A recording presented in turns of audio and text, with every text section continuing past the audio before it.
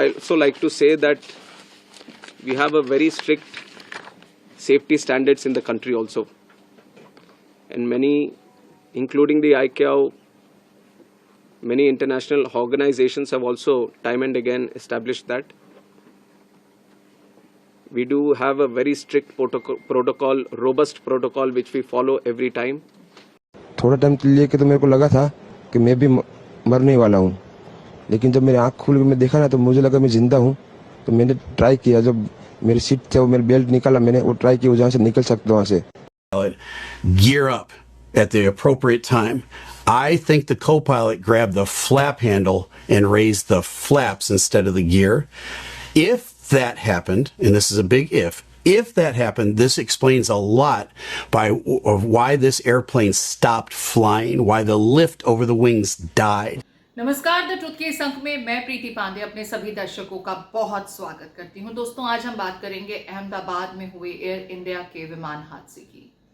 इस हादसे को 2 दिन हो चुके हैं, लेकिन एग्जैक्ट क्या रीजन रहे अब तक उसका पता नहीं चल सका है। हालांकि ब्लैक बॉक्स रिकवर हो चुका है, डीवीआर रिकवर हो चुका है और इनकी बदौलत ये एसेस करना कि दरअसल उस दरमियान विमान में क्या कुछ हुआ, क्या कोई टेक्निकल एरर था, कोई मानवीय भूल हुई या कुछ और, उसे पता लगाने में थोड़ा सा वक्त लगेगा, क्योंकि कई इंटरनेशनल एजेंसीज इस पूरे मामले की प्रूफ को एज पर प्रोटोकॉल इन्वेस्टिगेट कर रही हैं और मेन जो तस्वीर स्पष्ट होगी वो ब्लैक बॉक्स के डिटेल्ड एनालिसिस के बाद सामने आ पाएगी। इसके लिए थोड़ा सा हमें इंतजार करना होगा। इस बीच नागरिक उड्डयन मंत्री ने आज एक बार फिर DGCA का हवाला देते हुए और इंडियन स्टैंडर्ड्स ऑपरेटिंग प्रोसीजर्स का जिक्र करते हुए उन्होंने बताया कि हमारे SOPs जो हैं वो वर्ल्ड क्लास हैं, कहीं कोई चूक की गुंजाइश हमारी एजेंसीज नहीं छोड़ती हैं और एयर इंडिया के लिहाज से ये कहा जा सकता है कि कोई एरर हमारी तरफ से नहीं था। अब सवाल यहाँ ये खड़ा होता है कि कई तरह की यहाँ पर थ्योरीज फ्लोट हो रही हैं। कोई कह रहा है कि पहले से कुछ मानकों की अनदेखी की जा रही थी। सवाल ये है कि अगर पहले से इस बाबत इल्म था तो इतनी इंसानी जिंदगियों को रिस्क पर क्यों लिया जा रहा था। दूसरा सवाल ये कि क्या ये मानवीय भूल है। तो देखिए, इसे लेकर के कई तरह की दलीलें दी जा रही हैं। स्टीव एक इंटरनेशनल पायलट हैं, एविएशन एक्सपर्ट हैं, उनकी तरफ से एक दलील ये दी गई, उनसे लगातार सवाल पूछे जा रहे हैं कि क्या कुछ कारण रहे होंगे। तो उनकी तरफ से एक दलील ये दी गई कि शायद पायलट ने जो कमांड दिया था गियर अप का, को पायलट ने उस दरमियान कुछ गलती की और गियर अप करने के बजाय फ्लैप अप किया, जिसके चलते तमाम जो सिस्टम्स हैं, जो हाइड्रोलिक्स हैं, जो गैजेट्स हैं, वो सब फेल हुए और उसके बाद ये स्थिति पैदा हुई। जरा सुनिए स्टीव साहब अपनी इस थ्योरी को जस्टिफाई करने के लिए क्या कुछ रीजनिंग देते नजर आ रहे हैं। उनके मुताबिक ये मामला मानवीय भूल का ज्यादा नजर आता है। सुन लीजिए जरा। At this point, watch the nose. It starts to go over right there. It starts to come back over. Why is it doing that? Here's what I think happened. And again, folks, this is just my opinion. This is a theory, that one theory among many. Any of the others I could have shared with you up to this point could be absolutely right. But why do I think this one is more likely than the other two? Here's why. I think the pilot flying said to the co-pilot, gear up at the appropriate time. I think the co-pilot grabbed the flap handle and raised the flaps instead of the gear. If that happened, and this is a big if that happened, this explains a lot of why this airplane stopped flying, why the lift over the wings died.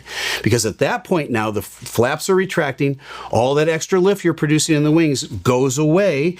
You're already slow, you already got the power pushed up all the way. This airplane's as heavy as it's ever going to be in this flight, and you still got those great big landing gear out there producing all sorts of drag. This is a bad combination at this point. You see the nose now start to come over.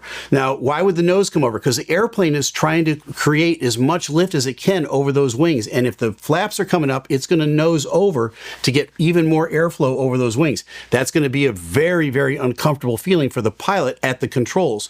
Why? Because he's losing airspeed and he's going to begin to lose altitude now. Remember, he thinks the gear has come up. He might not know that the flaps came up. He just sees a motion over next to him, and he's looking outside going, wait, what's going on? It's all very confusing, and it all happens in a split second. Let's watch. The airplane starts to settle in. It starts to now descend. You see the pilot start to pull the nose up a little bit more, okay? As he's getting closer to the ground, he's probably got the power pushed up all he can. And now I think he's going to get into a power on stall. Not enough lift is being produced by those wings. All that drag is being produced by the landing gear that's still out there. Could anything have saved the day at this point? Maybe if they'd raised the gear. Maybe if they'd raised the gear and put the flaps back out. But it's very unlikely that once this gets to this point that they can recover from it. And now watch what happens. The airplane begins to kind of wallow, right? The pilot pulls back even more on the nose. That aggravates the whole thing. And now you get this waddle into the ground, and it's in a controlled power on stall until it impacts the ground. हालांकि Steve साहब को ये समझना होगा कि जिस pilot के बारे में या जिस को पायलट के बारे में हम बात कर रहे हैं, उनके पास कई 100 घंटों का उड़ान का एक्सपीरियंस था और वो एयर इंडिया के बेस्ट स्टाफ में से एक थे। अब ऐसे में उनसे इस तरह की जो बेसिक गलती है वो होना ये समझ के परे है। ज़्यादातर जानकार इस दलील को रिजेक्ट कर रहे हैं। अब सवाल यहाँ पर ये खड़ा होता है कि अगर ये पहलू नहीं था तो फिर क्या, क्योंकि एज पर एविएशन मिनिस्टर तो हम तमाम जो वर्ल्ड क्लास स्टैंडर्ड्स हैं ऑपरेशन के किसी भी विमान के संदर्भ में उसे फॉलो करते हैं। तो फिर अगर वर्ल्ड क्लास स्टैंडर्ड्स को फॉलो किया जा रहा है और कहीं कोई मानवीय भूल भी नहीं है, तो फिर क्या कोई षड्यंत्र का एंगल है? तो देखिए, ये भी बता दें कि इस मामले में कुछ खास विशिष्ट जांच एजेंसियां भी मामले की पड़ताल कर रही हैं, जिसमें AAIB इन्वॉल्व है, NIA भी मामले की प्रोब कर रही है और ATS भी मामले को उन एंगल्स, उन पहलुओं के लिहाज से पड़ताल कर रही है। अब यहाँ पर कुछ एक्सपर्ट्स का ये कहना है कि विमान के दोनों इंजन में बर्ड हिट होना एक ही समय पर जो रेयरेस्ट ऑफ रेयर कंडीशन है, और अगर ऐसा होता है तो इंजन उस स्थिति में फेल हो सकता है, क्योंकि अगर एक इंजन में कोई एरर आया भी तो भी जानकार ये कह रहे हैं कि ये जो बोइंग ड्रीम लाइनर है ये बहुत आसानी से एक इंजन पर भी लैंड कर सकता था, लेकिन यहाँ तो उड़ान भरते ही चंद सेकंड्स के भीतर जो स्थितियां पैदा हुई उसमें किसी को मौका ही नहीं मिला। लेकिन अब एक सीसीटीवी फुटेज सामने आया है और जिन स्टीव साहब का मैंने जिक्र किया उन्होंने भी इसका हवाला दिया है कि इस फुटेज को देखते समय ऐसा कहीं नजर नहीं आता कि कोई फ्लॉक ऑफ बर्ड्स जो है वो वहां से उस दरमियान उड़ान भर रहा था और इंजन के साथ उसका इम्पैक्ट हुआ, जिसके चलते ये स्थिति पैदा हुई। ना तो सीसीटीवी फुटेज में और मोबाइल के जरिए वो क्लिप आपको याद होगी जिसमें इस विमान के हादसे से जुड़ा आखिरी क्षण का जो वो तमाम तस्वीरें हैं कैद हुई थी, वहां पर भी कहीं तस्वीरों में पक्षी उड़ते नजर नहीं आ रहे हैं।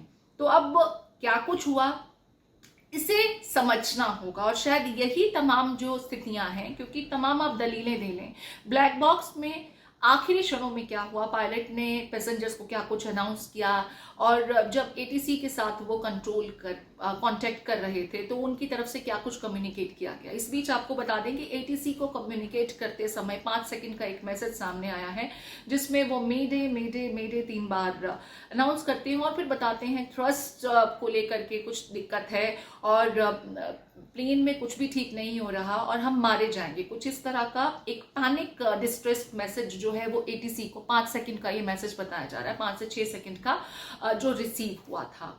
अब देखिए, ये तमाम चीजें हैं, इन्वेस्टिगेशन अलग अलग पहलुओं पर हो रही है। उस युवक से भी सवाल किया जाएगा, उसको पुलिस अपने साथ डिटेन करके ले गई जिसने इस पूरे सीक्वेंस को अपने मोबाइल में रिकॉर्ड किया था, क्योंकि लोग ये कह रहे हैं कि क्या ये कोइंसिडेंस था कि जिस विमान को क्रैश होना था उसे आप अपने मोबाइल कैमरा में रिकॉर्ड कर रहे थे। टाइमिंग को लेकर के लोग क्वेश्चन कर रहे हैं और पुलिस भी उस पहलू की पड़ताल करना चाहती है। हालांकि एक निजी न्यूज चैनल की पड़ताल में ये पता चला कि ये युवक गांव से आया था और क्योंकि उसके घर के बिल्कुल जहां पर उसकी मौजूदगी थी वहां से अक्सर प्लेन उड़ान भरा करते थे, तो वो बड़ा एक्साइटेड था कि वो अपने गांव में वापस लौटेगा तो लोगों को वो तस्वीर साझा करेगा कि देखिए मैं जहां था वहां मेरे ठीक सर के ऊपर से प्लेन गुजरा करता है। परिवार ने भी इसकी तस्दीक की है, लेकिन पुलिस अपनी इन्वेस्टिगेशन जरूर करेगी। अब यहाँ पर देखिए 2-3 चीजें हैं जिसको हमें गौर करने की जरूरत है। प्लेन उड़ान भरते ही क्रैश हो जाता है, 2 मिनट भी नहीं लगे। आप रनवे से एयरपोर्ट परिसर से बाहर निकले, रिहायशी इलाके के ऊपर आप उड़ान भरते हैं और फिर सीसीटीवी फुटेज में भी दिख रहा है, चंद सेकंड में ही आप जो एलिवेशन ले रहे थे वो एकदम से खत्म हो जाता है। प्रॉपर एलिवेशन कभी इस विमान का हुआ ही नहीं और उसके फौरन बाद इम्पैक्ट एक इमारत के साथ होता है। तो यहाँ एक ही चीज समझ में आती है कि प्लेन में कोई तो बड़ी टेक्निकल एरर रही, जिसके चलते पायलट लाख कोशिशों के बावजूद इस विमान को ऊंचाई तक नहीं ले जा पाया या वापस यू टर्न ले जाने का भी मौका नहीं मिला, क्योंकि उसके लिए भी आपको एक प्रॉपर वक्त चाहिए होता है। We have a very strict safety standards in the country also, and many, including the ICAO, many international organizations have also time and again established that. We do have a very strict protocol, robust protocol, which we follow every time. But even after, when the incident happened, we also felt that there is a need to do an extended surveillance into the Boeing 787 series. So from the DGCA, we have also given an order to do the extended surveillance for the 787 planes. There are 34 in our Indian aircraft fleet today. I believe that 8 have already been inspected, and with immediate urgency, all of them are going to be done. And furthermore, as the investigation is going to proceed and the report is going to come, whatever necessary steps are needed to be taken, we are going to ensure that without any hesitation, we are going to improve every necessary thing that is going to come our way to improve the safety. I just feel that at a time when the whole nation is grieving, when we have lost so many people, young, old, people from all different walks of life, we should be united in our grief. We should provide as much solidarity as we can to the families of the passengers and all the others who have lost their lives, even the students from the medical college who have lost their life. And for all of us, I think it is a moment where we need to stand together and to just provide solidarity. And also it is very important to understand what went wrong, because so many lives have been lost. It is extremely important. I think it is being investigated. I am sure that the investigating agencies will in the next few days enlighten the nation as to what happened, and then in the future whatever corrective measures need to be taken will be taken to protect people and to protect lives. I think that should be the course of action. देखिए, Bharat, America, Britain की कई agencies इस पूरे मामले की investigation कर रही हैं। हालांकि जांच के दायरे में वो शख्स भी रहने जा रहे हैं, उनसे भी सवाल जवाब किए जाएंगे कि आखिरी क्षण में प्लेन में क्या कुछ हुआ, उन्होंने क्या देखा, क्या कोई अनाउंसमेंट हुई थी, कोई पैनिक या डिस्ट्रेस अनाउंसमेंट जिसमें पायलट पैसेंजर्स को आगाह कर सकें। विश्वास कुमार रमेश का मैं जिक्र कर रही हूँ, जो इस घटनाक्रम में इकलौते जिंदा बचे पैसेंजर हैं। उन्होंने क्या कुछ हालांकि अपने जीवित रहने के संदर्भ में इस घटना के बारे में बताया, वो एक बार सुन लेते हैं। थोड़ा टाइम के लिए तो मेरे को लगा था कि मैं भी मरने वाला हूँ, लेकिन जब मेरी आँख खुल के मैं देखा ना तो मुझे लगा मैं जिंदा हूँ। तो मैंने ट्राई किया, जब मेरी सीट थे वो मेरी बेल्ट निकाला, मैंने वो ट्राई किया जहाँ से निकल सकता वहाँ से, तो मैं निकल गया वहाँ से। मेरे नजरों के सामने एयर होस्टल और दूसरे आंटी अंकल सभी उसमें मैच हो गए थे सभी। टेक ऑफ के बाद 1 मिनट के अंदर ही जब टेक ऑफ हुआ ना तो सडनली 5-10 सेकंड कैसे लगा जैसे स्ट्रक हो गया वो। बाद में से मेरे को लगा कि कुछ हुआ। बाद में प्लेन में लाइट ऑन हो गई, ग्रीन और व्हाइट। बाद में वो पता नहीं वो प्लेन टेक ऑफ ज्यादा करने के लिए वो रेस बोलते हैं क्या, रेस दिया होगा ऐसा कुछ, और सीधा स्पीड में ही घुस गया। मैं जो साइड पे था ना वो साइड हॉस्टल पे नहीं लैंड हुई थी, हॉस्टल के जो ग्राउंड फ्लोर है ना जैसे नीचे वहाँ लैंड हुई थी। तो मुझे दूसरे के बारे में मेरे को पता नहीं, लेकिन मैं जहाँ लैंड हुआ था ना वो नीचे की साइड थी। तो जब वहाँ थोड़ा पेस भी था प्लेन के जब बाहर, तो जब जैसे मेरा डोर टूटा ना सब, तो मैंने देखा ना जब सामने थोड़ा इधर पेस है, तो मैं ट्राई कर सकता हूँ निकलने के लिए, तो मैंने ट्राई किया निकलने के लिए, तो फिर मैं निकल गया उधर, क्योंकि अपोजिट साइड पे थे ना, वो बिल्डिंग का वो था ना दीवार। तो देखिए, कुल मिलाकर के पहली चीज जो ये दावा किया जा रहा है कि ये ह्यूमन एरर हो सकता है, मानवीय चूक, मानवीय भूल हो सकती है। यहाँ पर इस चीज को देखना होगा कि जिन पायलट्स के संदर्भ में हम मानवीय चूक की बात कर रहे हैं, उन पायलट्स को घंटों का, कई हजार घंटों का एक्सपीरियंस था।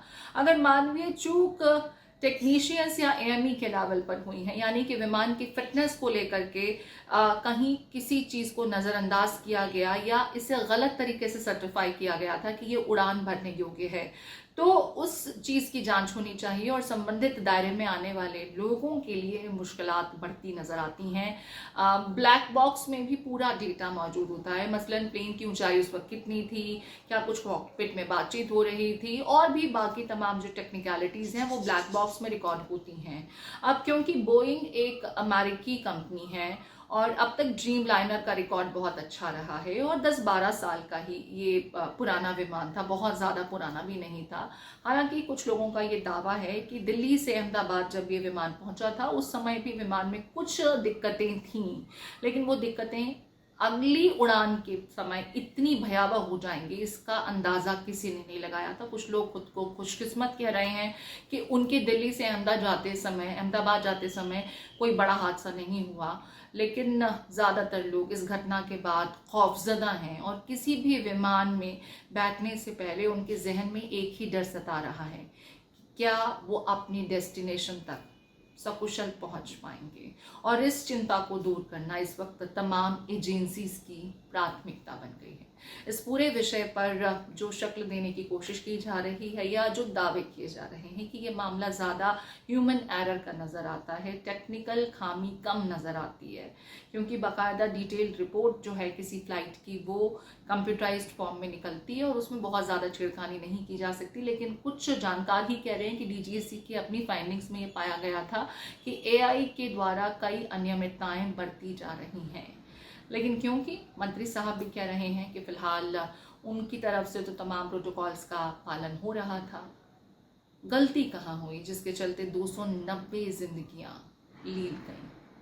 आपके कमेंट्स का हमें इंतजार रहेगा और क्या आपको लगता है कि आप अब कॉन्फिडेंटली किसी विमान में उड़ान इसके बाद भर पाएंगे? आप खुद को सुरक्षित पाते हैं, महसूस करते हैं, आपको डर नहीं लगेगा क्या? आप अपना कमेंट लिखना ना भूलें।